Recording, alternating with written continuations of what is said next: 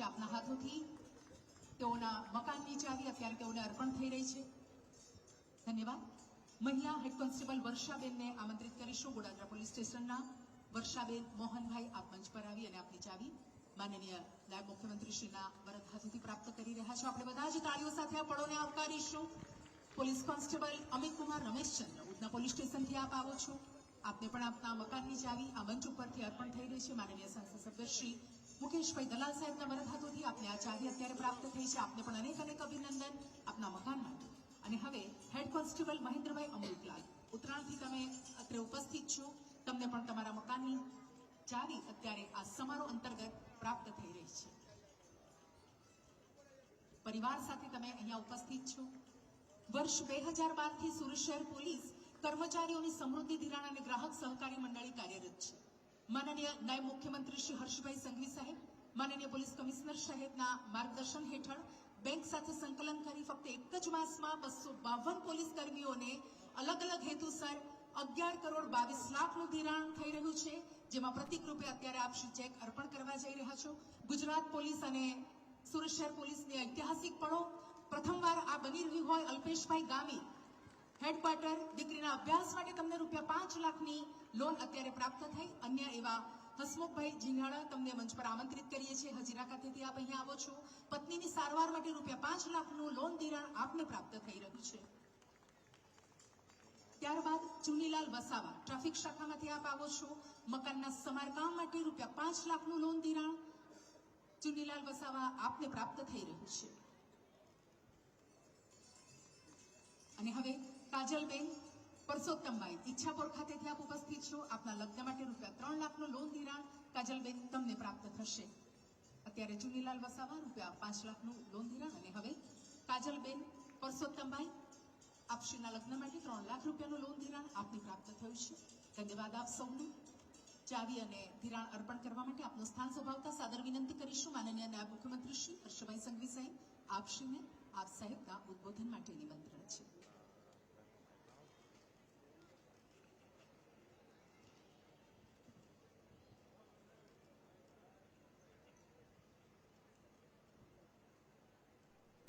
આજે પોલીસ આવાસ નિગમના લોકાર્પણ અને ખાતમુહૂર્ત સમારોહમાં આપની સૌની વચ્ચે ઉપસ્થિત આદરણીય કેન્દ્રીય મંત્રી શ્રી CR પાટીલ સાહેબ, આદરણીય સાંસદ શ્રી મુકેશભાઈ દલાલ, ધારાસભ્ય શ્રી સંદીપભાઈ દેસાઈ, મનુભાઈ પટેલ, શહેર ભારતીય જનતા પાર્ટીના પ્રમુખ શ્રી પરેશભાઈ પટેલ, સુરત શહેર પોલીસ કમિશનર શ્રી અનુપમસિંહ ગેહલોતજી, આજે સુરત શહેર પોલીસના સૌ જવાનોના પરિવાર માટે આજે ગુજરાત પોલીસ હાઉસિંગ નિગમ દ્વારા બનાવેલા આ અદ્ભુત 192 ક્વાર્ટર્સનું આજે અહીંયા લોકાર્પણ કરવામાં આવ્યું છે। એની જોડે જોડે રાંદેરના 40 સાથે સાથે આ જ ક્વાર્ટર્સમાં લાઇબ્રેરી હોય કે પછી આંગણવાડી હોય, આ બધી જ વ્યવસ્થાઓનું લોકાર્પણ આજે અહીંયાથી કરવામાં આવ્યું છે। ગયા અઠવાડિયે જ સુરત જિલ્લાના 66 કરોડ રૂપિયાના પોલીસ હાઉસિંગના લોકાર્પણ અને ખાતમુહૂર્ત કરવામાં આવ્યા હતા। આજે ફરી 112 કરોડ રૂપિયાના પ્રોજેક્ટોના ખાતમુહૂર્ત અને લોકાર્પણ અહીંયાથી કરવામાં આવ્યા છે। આ જ દર્શાવે છે કે ગુજરાત સરકાર એ ગુજરાત પોલીસના પરિવારજનો માટે ખૂબ જ ગંભીરતાપૂર્વક કામગીરી કરી રહી છે અને આપ સૌને આપના પરિવારને વધુ સારું જીવન આપના પરિવાર જોડે આપ જીવી શકો તે પ્રકારની વ્યવસ્થાઓ બી આવનારા દિવસોમાં હજી વધુ ઝડપે આપણે આગળ વધારી રહ્યા છે। તમને જાણીને ખૂબ આનંદ થશે કે આ દેશના ઇતિહાસમાં પહેલીવાર કોઈ એક રાજ્યના બધા જ કોન્સ્ટેબલ પરિવારજનો માટે એક સાથે પોલીસ વિભાગ દ્વારા 20,000 થી વધુ મકાનો બનાવવાનો નિર્ણય લેવામાં આવ્યો છે. આપણા કરતા બમની સંખ્યામાં જે રાજ્યની અંદર પોલીસ ફોર્સ છે, ડબલ કરતાય વધારે જે રાજ્યમાં પોલીસ ફોર્સ છે, એ બધા જ લોકોના 5-5 વર્ષના જેટલા પ્રોજેક્ટો હોય એટલા પ્રોજેક્ટ આપણે આ 1 વર્ષમાં પોલીસ પરિવારો માટે નક્કી કરવામાં આવ્યા છે. મારે આજે સૌ પોલીસ પરિવારજનોને માત્ર એક જ વિનંતી કરવી છે. આ ઘરને સરકારનું ઘર નહીં માનતા. આ ઘરો એ તમારી વ્યવસ્થાઓ માટે સરકારે જરૂરથી બનાવ્યા છે, પરંતુ આ ઘર એ ઘર છે જ્યાં તમારા નાના નાના બાળકો, તમારું પરિવાર અને આપ સૌ લોકો સાથે મળીને પરિવારનું સપનું સાકાર કરવા જઈ રહ્યા છો. આજે મારી બહેનોને ખાસ વિનંતી છે કે જ્યારે ઘરમાં પ્રવેશ કરો ત્યારે એક સંકલ્પ લેજો કે આને સરકારી મકાન નહીં પણ મારું સપનાનું મકાન સમજીને આ ઘરની અંદર અમે પ્રવેશ લેશો. સરકારી મકાન સમજીને બિલ્ડિંગની નીચે ચારે બાજુ પાનની પિચકારીઓ મારવી, કચરો કરવો, ગંદકી કરવી, આ પ્રકારની વ્યવસ્થાઓ વચ્ચે તમારા નાના નાના બાળકોને મોટા કરવાના, એમની સમજણ, એમના વ્યવહારની અંદર કેટલો મોટો ભવિષ્યની અંદર અસર આવી શકે છે, એ બધા જ વિષયોને સમજીને તમે આજે જ્યારે ગૃહ પ્રવેશ કરી રહ્યા છો ત્યારે હું માત્ર એટલું જ કહીશ કે આપ સૌને આ નવા ઘરમાં આપના બધા જ સપનાઓ સાકાર થાય, તમે તમારા પરિવારજનો જોડે ખૂબ સારું જીવન અહીંયા જીવી શકો તેવી શુભકામનાઓ હું આપવા માંગુ છું. આ મકાનો કદાચ પ્રાઇવેટ મકાન જોશો ને તો બી આટલું સરસ ફિનિશિંગ જોડે, બધી જ વ્યવસ્થાઓ જોડે કોઈ પ્રાઇવેટ બિલ્ડરના ત્યાં જશો તોય નહીં મળે એ પ્રકારના મકાનો આપણી રાજ્ય સરકારે આપના સૌના માટે ને આપના પરિવાર માટે બનાવ્યા છે. એ તમારો હક છે, પરંતુ એને સાચવીને આવનારા દિવસોમાં કોઈ બીજું અહીંયા રહેવા આવે તો એને આ જ પ્રકારના મકાનો તમે એને સુપ્રત કરો તેવી વ્યવસ્થાઓની અપેક્ષા બી આવનારી પેઢી આપ સૌ પાસે જરૂરથી રાખે છે. હું સુરત શહેર પોલીસ કમિશનર અને એમની આખી ટીમને અભિનંદન આપું છું. જે પ્રકારે સુરત શહેરમાં કોઈ લુખ્ખા, ટપોરી, તમામ લોકો ઉપર એક પછી એક મહત્વનો એક્શન જે સુરત પોલીસે લીધા છે તેના માટે હું રાજ્યના ઉપમુખ્યમંત્રી તરીકે નહીં, આ શહેરના નાગરિક તરીકે સુરત પોલીસનો દિલથી આભાર માનું છું. અને આપ સૌ લોકો સમાજ માટે આ જ શક્તિથી, આ જ ઉત્સાહથી આપ લોકો કામ કરતા રહો તેવી બી શુભકામનાઓ આપું છું. સાથે સાથે બીજા સુરત શહેરમાં ચારેય દિશાઓમાં પોલીસ પરિવાર માટે ફ્લેટોના ખાતમુહૂર્તથી લઈને બીજી નવી જમીનો લેવાની કામગીરી બી એટલી જ ઝડપથી ચાલે છે. આજે જે લોકોને ફ્લેટ મળ્યા છે તેને શુભકામનાઓ. જે લોકો વેટિંગમાં છે ચિંતા નહીં કરતા, ઝડપથી તમને લોકોને બી મળી જશે. અને આપણે બધા જ લોકોને એક સરખો ન્યાય મળે તે માટે રાજ્ય સ્તર પરથી જે એલોટમેન્ટ સ્કીમ છે, ફ્લેટ એલોટમેન્ટ માટેની સ્કીમ બી અમે આખા રાજ્યની એક સરખી બનાવવા માટે જઈ રહ્યા છે, જેના કારણે જેટલા ફ્લેટ રેડી થાય, જે પ્રકારે જેની અરજી સૌથી પહેલી આવી હોય તે જ લોકોને એનો ન્યાય મળે એ પ્રકારની વ્યવસ્થાઓ બી કરવા માટે આપણે આગળ જઈ રહ્યા છે. તેનાથી બધા જ પોલીસ પરિવારને ખૂબ ઝડપથી ન્યાય મળશે. તો આપ સૌને અને મારી બહેનોને હું ખાસ કરીને વિનંતી કરું છું કે તમારા પતિ, ભાઈ કે કોઈ બી જો પોલીસમાં હોય તો એ પોલીસની દબંગગીરી પોલીસ સ્ટેશન સુધી જ ચાલવી જોઈએ, ઘરમાં નહીં. સોસાયટીમાં નીચે બેસીને રાત્રે મોડા તક બેસીને જો પાનની પિચકારીઓ મારે તો સીધા કરવાની જવાબદારી તમારા લોકોની. તોય તમને લાગે કે નથી થતા તો મને કહેજો, હું થોડી ઘણી સારી વ્યવસ્થાઓ કરી આપીશ તમને. પરંતુ ઘર મકાન આ બધી સાચવવાની જવાબદારી તમારી છે. અને આ સપનાઓનું ઘર આપણા આ જીવન સપના સાકાર કરે તેવી શુભકામનાઓ. ખૂબ ખૂબ આભાર. આભાર સર આપ સાહેબના ઉદ્બોધન માટે. અને હવે વિનંતી કરીશું માનનીય કેન્દ્રીય મંત્રી શ્રી સી.આર. પાટીલ સાહેબ આપ સાહેબના ઉદ્બોધન માટે.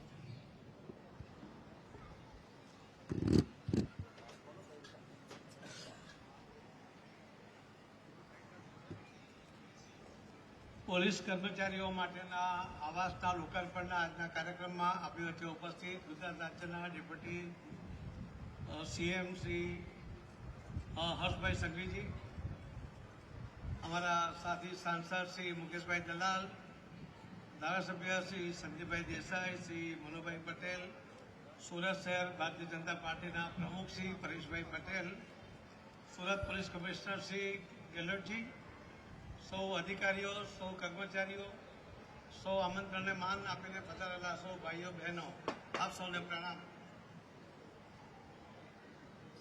મતલબ પોલીસ કર્મચારીને આ પ્રકારના મકાન મળે એમાં અહીંયા બેઠેલા જો કોઈને આનંદ થાય એમાં સૌથી વધુ આનંદ મને થાય કે હું પોતે પણ પોલીસ લાઇનમાં બી રહ્યો છું અને એના કારણે જે આજે આ ક્વોલિટી જે જોવા મળી છે એ તો ક્યારેય તે વખતે કલ્પના નહોતી કરી. એ પ્રકારના મકાનો અને વિસ્તારના મકાનો પીપલોદમાં જો આપ ફ્લેટ લેવા જાઓ તો કદાચ કલ્પના ન કરો એ પ્રકારના લગભગ 50-55 લાખ રૂપિયાનો એક ફ્લેટ થાય. અને એવા ફ્લેટ જ્યારે તમને ફર્નિચર સાથે જરૂરી મિનિમમ જે ફર્નિચરની આવશ્યકતા છે એને પૂર્ણ કરીને સરસ મજાના કિચન સાથે, હોલ સાથે અને બાળકો માટે આંગણવાડીની વ્યવસ્થા સાથે જે પ્લાનિંગ થયું છે અને હવા ઉજાસ સાથેના જે બિલ્ડિંગો બન્યા છે એના માટે હું માન્ય નાયબ મુખ્યમંત્રી શ્રી હર્ષભાઈ સંઘવીજીને અને પોલીસ કમિશનરશ્રીને ખૂબ ખૂબ અભિનંદન આપું છું કે એમણે ખૂબ ટૂંકા સમયમાં ખૂબ સારી ક્વોલિટીના આ મકાનો બનાવ્યા છે. એનાથી પણ આગળ જઈને એક પ્રયોગ અમે આગળ પણ કર્યો હતો. હું હર્ષભાઈને કહીશ કે દૂર સુધી કોઈ બિલ્ડરને લઈને સરકારની કોઈ જમીન કે જે કદાચ ખરાબાની જમીન હોઈ શકે પરંતુ સારી જમીન હોય એને ડેવલપ કરીને જો કોઈ મકાનો બનાવીને પોલીસ કર્મચારીઓને પોતે લોન લઈને આપી દો, કેમ કે 4,000 રૂપિયા ભાડું આમાં મળે છે.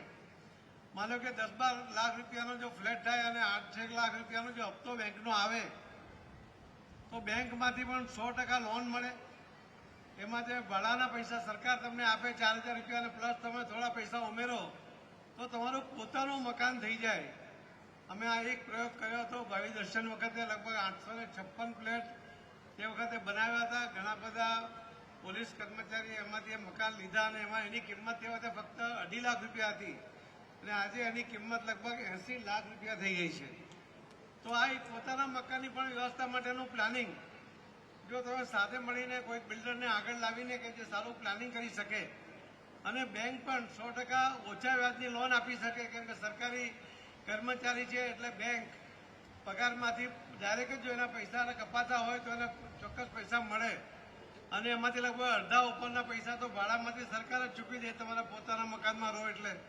તો પોતાના મકાનનું પણ આયોજન થઈ શકે અને આ વ્યક્તિગત ના થઈ શકે એટલા માટે જો સામૂહિક રીતે આનું પણ એક પ્લાનિંગ થાય, જે રીતે આ હમણાં આખા રાજ્યમાં 20,000 મકાનોનું પ્લાનિંગ થયું છે તે જ રીતે જ્યાં જ્યાં જમીનો અવેલેબલ હોય અને આવી વ્યવસ્થા થઈ શકે તો ખૂબ મોટું કામ એના માટે પણ થશે. આજે જ્યારે હર્ષભાઈ પાસે હોમ મિનિસ્ટ્રી પણ છે ત્યારે મારે એમને પણ કહેવાનું મન થાય છે કે જો તમે પ્લાનિંગ કરો તો બધા જ પોલીસ કર્મીઓના મનમાં હોય છે કે એમને સમયના કલાકો એ 8 કલાકથી વધારે હોય છે, એમને વળતર ઓછું મળે છે. પણ જો દરેક તમે પોલીસ સ્ટેશનમાં જો પ્રયત્ન કરશો તો લગભગ 70-80% કર્મચારીઓ એવા હશે કે જેને તમે 8 કલાક જ નોકરી આપો અને આપી શકો એ પ્રકારનું પ્લાનિંગ થઈ શકે એમ છે. તો એ દિશામાં વિચારવું જોઈએ જેથી પોલીસ કર્મચારીઓનું જે એમની લાઈફ છે એમાં પણ એમને રાહત થાય અને જે અનિયમિતતા એટલે સમયની જે અનિયમિતતાને કારણે જે એક પ્રકારનું મગજ પર ટેન્શન હોતું હોય છે, એના કારણે અનેક પ્રકારની બીમારીમાંથી પણ કર્મચારીઓ જતા હોય છે, ત્યારે એમાંથી પણ એને ફાયદો થશે. તો એ દિશામાં પણ વિચારવું જોઈએ. આજે જ્યારે પોલીસ કર્મચારીઓને આવી જે સુવિધા મળે છે, ત્યારે સમાજ પણ તમારી પાસેથી અપેક્ષા રાખે છે કે તમારું વાણી અને વર્તન એમની સાથે સારું હોય, બિનજરૂરી એમની સાથે અસભ્ય વર્તન ના કરાય. અને એ જો તમે એની પણ જો શિસ્ત આવે, મને યાદ છે જ્યારે હું પોલીસમાં નોકરી કરતો ત્યારે બોર્ડ મારતા હતા પોલીસ સ્ટેશનમાં કે મે આઈ હેલ્પ યુ, અને અમને લાગતું હતું કે આ તો એક મજાક છે, કેમ કે કોઈ પોલીસ કર્મચારીનો માનસિકતા નહોતી કે એને કોઈને હેલ્પ કરવી.